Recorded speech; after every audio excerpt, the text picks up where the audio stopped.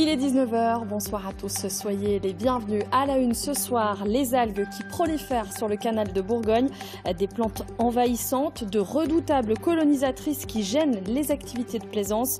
Le fléau revient chaque année avec la chaleur. Les pêcheurs, les promeneurs et les plaisanciers n'en peuvent plus. Le canal de Bourgogne est à nouveau rempli de plantes aquatiques, un problème qui revient chaque été avec la chaleur, une plante dont il est difficile de se débarrasser. Le reportage d'Emmanuel Passonneau avec Hélène Ascour. Si le canal de Bourgogne n'a jamais été d'un bleu des mers du Sud, les plaisanciers n'avaient pas non plus l'habitude de le voir aussi vert. La faute à une plante aquatique qui prolifère, notamment en période de grosse chaleur. Esthétiquement, ça manque un peu de charme, mais surtout, ça gêne la navigation. On a un gros problème de circulation, de navigation, difficile à manœuvrer.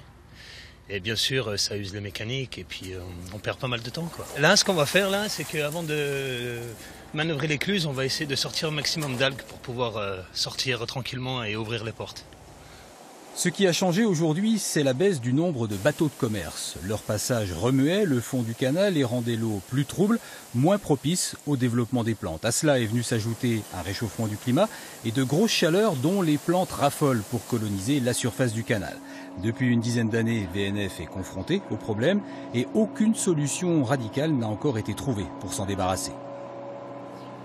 Pour l'instant, la seule solution que nous avons, puisqu'on est quand même dans un milieu aquatique, on va pas utiliser des produits chimiques pour réduire ça, c'est le faucardage. Donc c'est des actions mécaniques qui consistent comme une pelouse à couper l'herbe et à la stocker sur les bas-côtés, mais c'est 500 mètres cubes par bief. Mais avec les phénomènes de forte chaleur, on voit, contrairement à il y a une dizaine d'années, des repousses en cours de saison qui nécessitent, là où on faisait qu'un passage il y a 10 ans, parfois 2, voire 3 dans certains endroits, parce que ça repousse. Le bon côté de la chose, car il y en a un, c'est que la présence de ces plantes qui font aussi office de filtre et signe, malgré les apparences de bonne qualité de l'eau, et ça, ce ne sont ni les poissons ni les canards qui vont s'en plaindre.